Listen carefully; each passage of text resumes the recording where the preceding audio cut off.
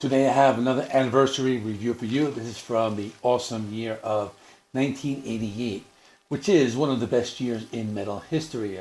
The album is No Rest for the Wicked, the fifth studio album by Ozzy Osbourne, was released on September 28th, 1988. The album was certified gold in December 1988 and has since gone double platinum. It peaked at number 13 on the Billboard 200. This was the first Ozzy Osbourne album that I bought by myself when I was getting into metal, although my brother had the first three albums, so I was very familiar with him. The album introduced the world to lead guitarist Zakk Wylde. Ozzy Osbourne met Zakk Wylde after Jakey Lee left the band. Ozzy put the word out that he needed a guitar player, and he received many resumes, I guess we can call them that. One day he decided to listen to the tapes and randomly picked one out of a bag. The first and only tape he listened to was Zakk Wylde's. Zakk Wylde was suggested to Osbourne by a radio promoter who was helping Zakk with his other band called Zyrus. At that time, Zakk was playing with his band Zyrus to empty venues with audiences consisting of, and I quote, two heroin addicts and the guy who runs the bar. One of those times, a friend and industry man saw him play, and they got to chatting after the show. He mentioned that Jakey Lee just left Ozzy's band. They thought about how great it would be to get a tape to Ozzy.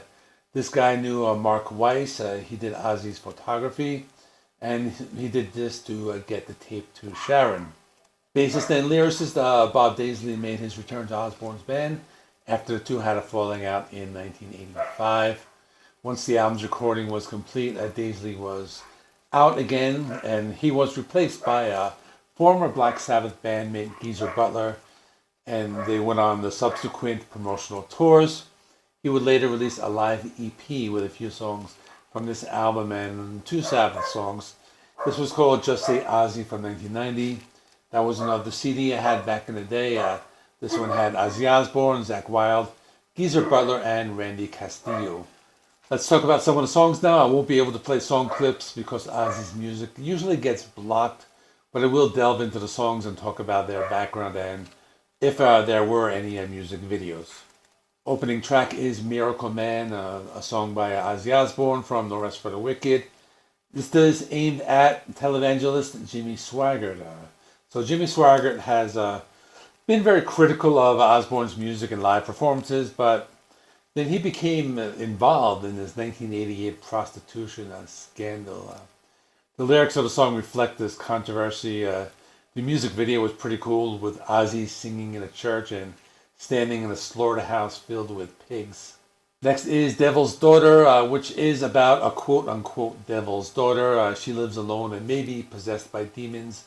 In the song, Ozzy delivers a chilling message to her, warning her of his impending visit during her darkest hour. He claims to have holy power, which he will use to cast the demons out and destroy what she has become. The song seems to be about a spiritual battle, with Ozzy persisting until the battle is won. Now we got Crazy Babies. This is about rebellion and the spirit of youth. The Crazy Babies are people who live on a permanent high. They fly high above the world. Crazy Babies are untamable and unstoppable. They have a sense of wild freedom. The song seems to be a commentary on the rebellious nature of youth and their resistance to the standards of society. The music video shows lots of imagery from the album cover with those scary looking kids. Breaking All the Rules is also about rebellion and breaking free from societal norms. The protagonist in the song sees himself as a stranger or a fool to others. He perceives that others prefer to live their lives in danger but hide behind a wall of silly rules. The music video is pretty straightforward. It was taken from a live performance, which was a typical metal video from the 80s. Bloodbath in Paradise is about the crimes of Charles Manson and his followers. In 1969, they killed 5 people at the homes of actress Sharon Tate, including actress Sharon Tate. She was actually pregnant at the time. They killed 2 more people the next day. And when he was brought to trial, it was clear that Manson was deeply disturbed and dangerous. The lyrics make many references to the entire Manson incident. The song is part of the album's theme of shaming and blaming the various wrongdoings of their subjects. Manson fits in here as one of the bad guys. Then there's a Fire in the Sky, about a man with a troubled childhood. The repeated chorus, fire in the sky, can't you see that all my castles are burning? Fire in the sky, won't you help me now, my castles are burning. This suggests a plea for help, as his emotional defenses, represented by the castles, are falling apart, represented by the fire or the burning. This was one of the ballads in the album. I think this is one of the best songs. We got Tattoo Dancer. This is about abuse of either alcohol or drugs. Tattoo Dancer represents the substance. And this can be open to interpretation. I'm not positive about that, but the song begins with an awesome drum intro and some cool guitar riffs by Zakk Wylde. This is a pretty catchy song and really shows off Zakk Wylde's guitar chops. The last official song on the album is Demon Alcohol, and this is about alcohol addiction and how hard it is to quit. So in the song, Ozzy feels alcohol is talking to him like a friend, trying to make him drink it. Ozzy tries to quit, but can't due to the temptation. Thus, the demon alcohol. The lyrics suggest that he is sick and tired of resolutions, as he's quit time and time again. He doesn't speak of suicide solutions, and he took his hand. He's here to stay. It's this time, it's him or the alcohol. He'll never be set free. There'll be no compromise today.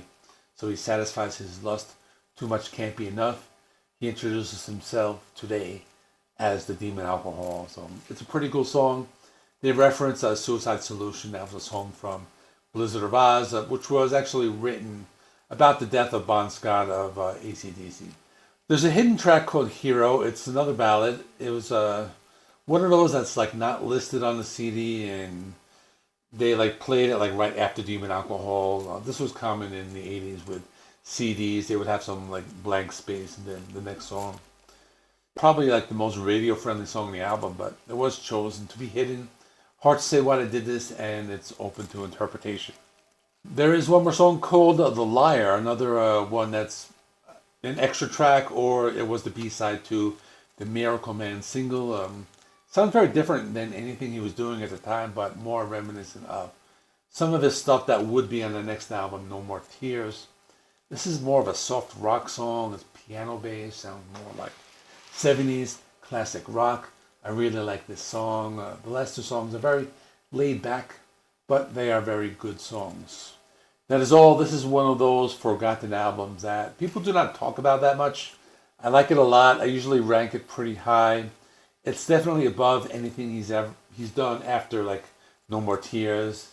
I think it rivals the first four albums. Almost as good, but not as good. I feel this one gets overlooked sometimes. I really like it. That's all. Let me know in the comments what you thought of this album. Check out my review of No More Tears. I did that one, I think, 2 years ago. See you in the next one.